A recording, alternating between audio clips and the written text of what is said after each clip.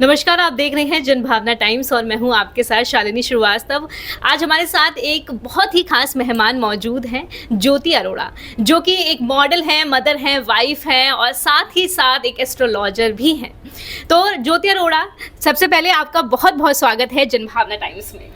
जी धन्यवाद। आप सबसे मिलकर मुझे बहुत प्रसन्नता हुई और आपके सभी दर्शकों को मेरी तरफ से नमस्कार। आपने मिसेस इंडिया के अलावा और भी बहुत बड़े बड़े खिताब जीते हैं, जैसे कि मिसेस इंडिया, ग्लिटरिंग गॉडेस भी रही हैं ज्योति जी, और इसके अलावा Mrs India, queen of social media और डिजायर ज्वेलर्स के बता दें कि जो आपने ज्वेलरी डिजायरफुल एक मैगजीन के लिए भी कवर पेज की मॉडल रही हैं ये। तो सबसे बड़ी बात ये है कि ये तो बात हो गई आपके मिसेस इंडिया की जर्नी की, इसके साथ साथ आप एक एस्ट्रोलॉजर भी हैं। एस्ट्रोलॉजी में एक being a model, being a मतलब मिसेस इंडिया, एस्ट्रोलॉजी का फील्ड चूज करना, ये आइडिया आपका कैसे? एस्ट्रोलॉजी का फील्ड मैंने चूज नहीं किया, एस्ट्रोलॉजी ने मुझे चूज किया। ओह, क्योंकि जब मैं बहुत छोटी थी तो मैंने ये रियलाइज़ करना शुरू किया कि मुझे चीज़ों के बारे में ना पहले से ही पूर्वाभास हो जाते थे। तो मेरी मम्मी कई बार कहा करती थी मुझे कि तुम बोला मत करो, क्योंकि तुम जो बोल देती हो फिर वो चीज़ें होने लग जाती हैं।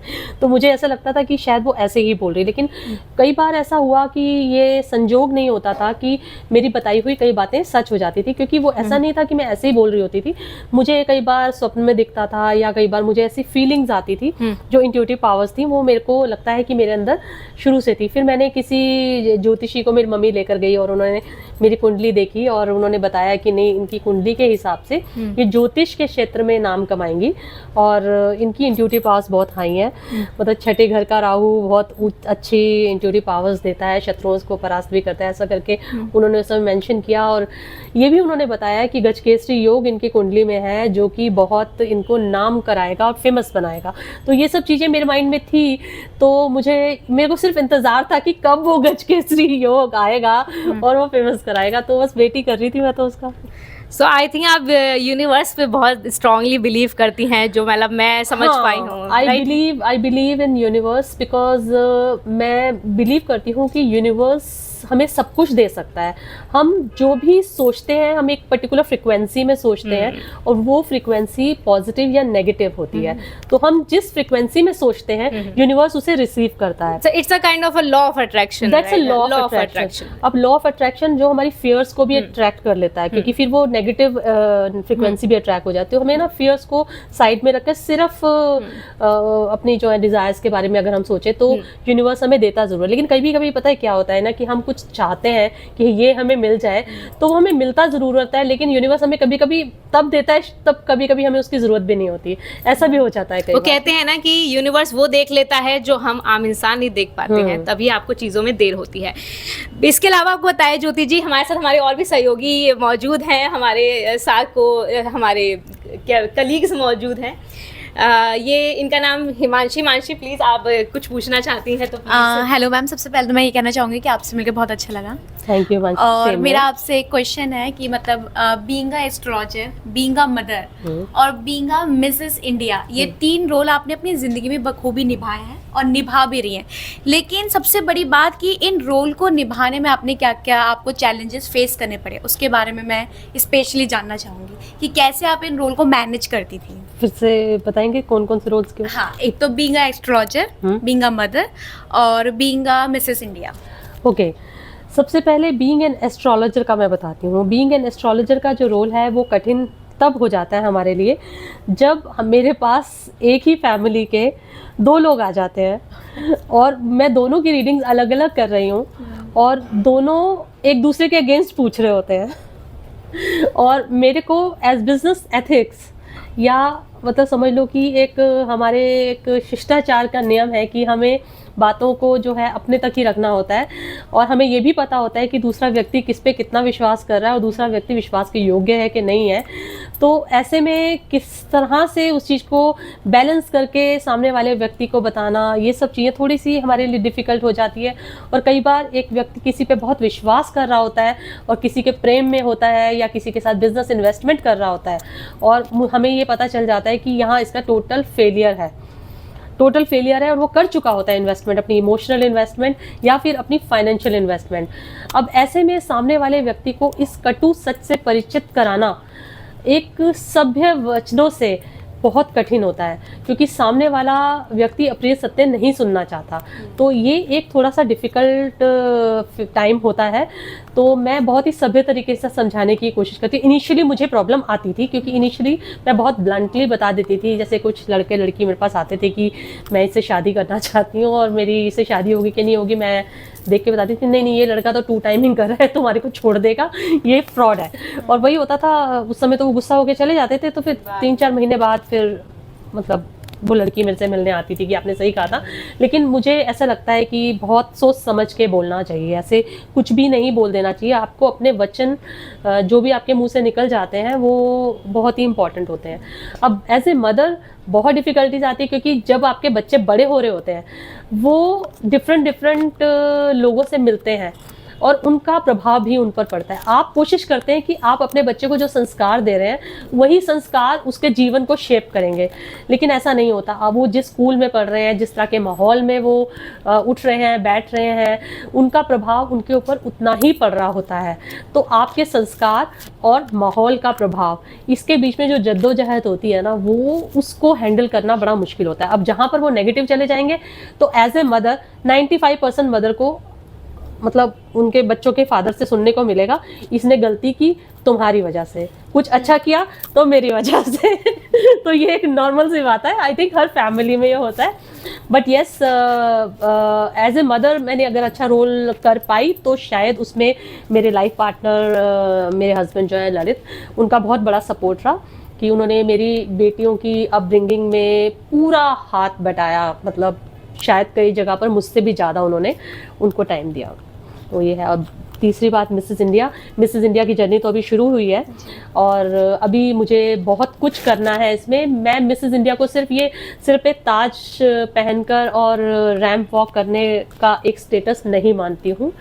मैं मिसेस इंडिया टाइटल को बहुत बड़ा टाइटल मानती हूँ कि मुझे अब मुझे उस महिला वर्ग की आवाज़ बनना है जो आवाज़ नहीं निकाल पा रही है।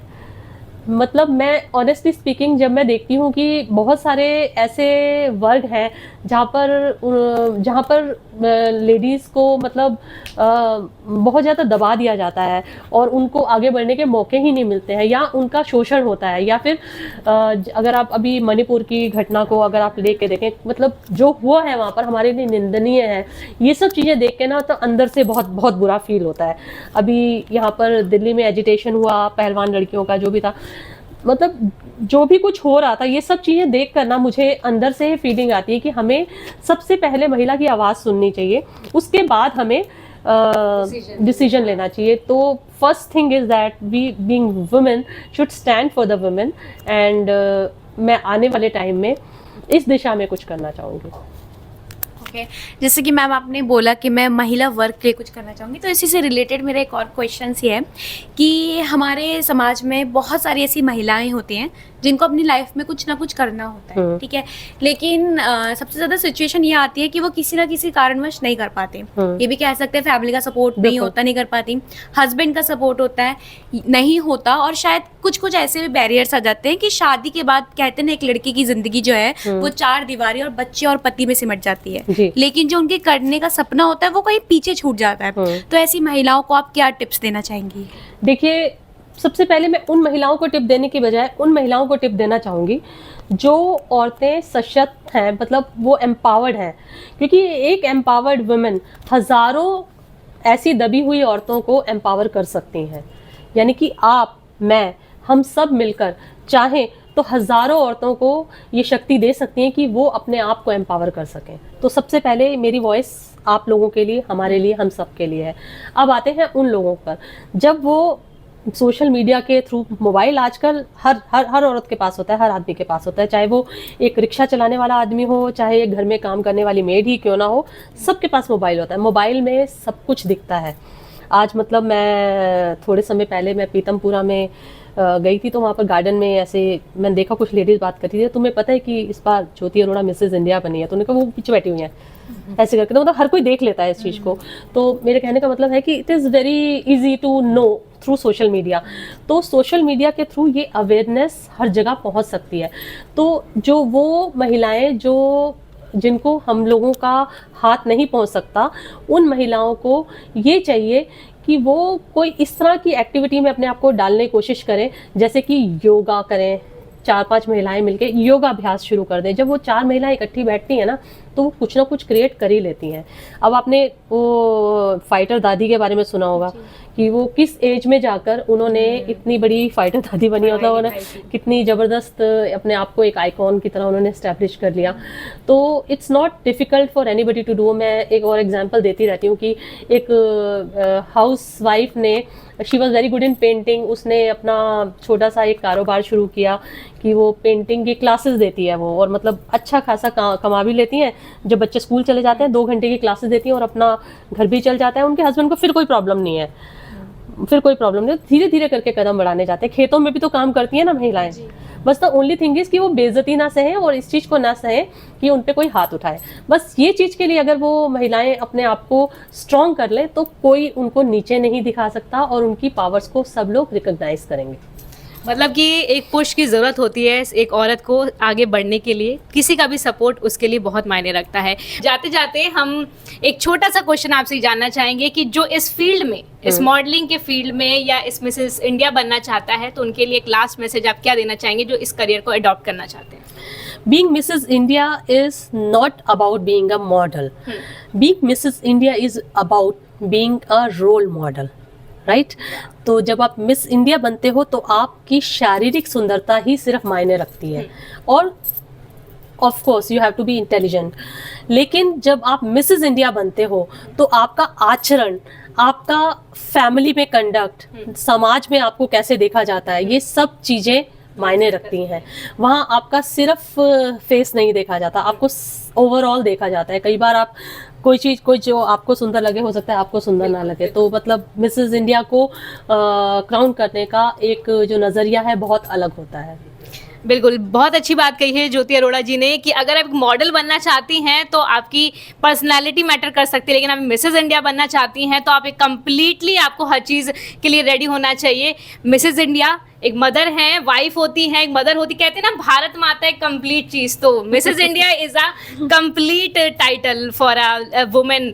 सो आपसे बहुत अच्छा लगा बात करके, और हमारे सारे सहयोगी हमारे साथ हैं, इन्हें भी बहुत अच्छा लगा आपसे जुड़ के। तो बहुत बहुत कॉन्ग्रेचुलेशंस आपके करियर के लिए and all the very best आपके आने वाली जर्नी के लिए। Thank you so much JBT से जुड़ने के लिए। धन्यवाद।